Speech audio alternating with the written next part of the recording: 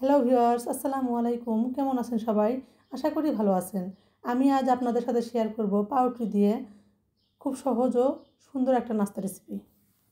তো প্রথমে এখানে আমি সিদ্ধ করে রাখা আলু ম্যাশ করে নিয়েছি। তারপর এখানে দিয়ে দেবো আমি পেঁয়াজ কুচি, কাঁচামরিচ কুচি, ধনিয়া পাতা কুচি, স্বাদমতো লবণ, চাট মশলা, কালো গোলমরিচের গুঁড়া, চিলি ফ্লেক্স। এবার সবগুলো উপকরণ আমি ভালোভাবে এগুলো মিশিয়ে নিব। আপনারা চাইলে এটা হাত দিয়েও মিশিয়ে নিতে পারেন। তো এটা আমি ভালোভাবে মিশিয়ে নিব মশলার সঙ্গে।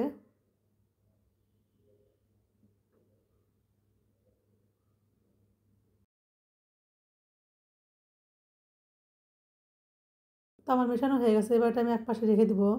তারপর একটা বাটিতে আমি 2টা ডিম নিয়ে নিব। তারপর দিয়ে দেবো সামান্য লবণ। এবার ডিমটা আমি ভালোভাবে ফেটিয়ে নিব।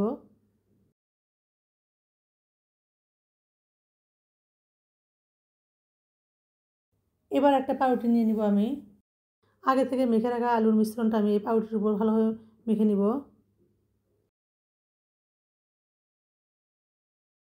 তো আপনারা দেখলে বুঝতে পারতেছেন আমি এটা কীভাবে করতেছি। পুরো পাউরুটির উপর আমি আলুটা ভালোভাবে মিশিয়ে নিব এভাবে। তারপর আমি উপর থেকে আরেকটা পাউরুটি দিয়ে আমি এভাবে কোট করে নিব।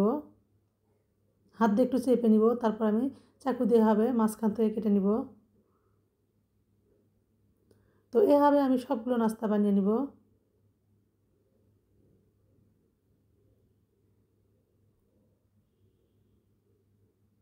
এবার একটা ফ্রাই প্যানে আমি পরিমাণ মতো সয়াবিন তেল দিয়ে দেবো।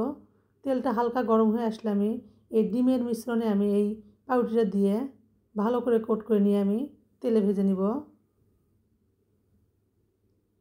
এই নাস্তাগুলো অবশ্যই কিন্তু মাঝারি আঁচে ভাজতে হবে, না হলে কিন্তু উপর থেকে পুড়ে যাবে, খেতেও ভালো লাগবে না।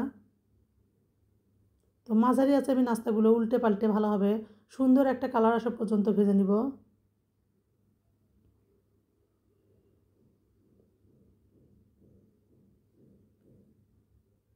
এই নাস্তাটা বানাতে কিন্তু উপকরণ খুব কম লাগে, কিন্তু খেতে কিন্তু অসম্ভব মজা হয় এই নাস্তাটা। আপনারা এভাবে একবার ট্রাই করে দেখতে পারেন, আশা করি ভালো লাগবে। তো আমার নাস্তাগুলো ভাজা হয়ে গেছে। এবার আমি এটা তেল ঝরিয়ে উঠিয়ে নিব। তো কালারটা দেখে বুঝতে পারতেছেন কতটা সুন্দর ও লোভনীয় হয়েছে।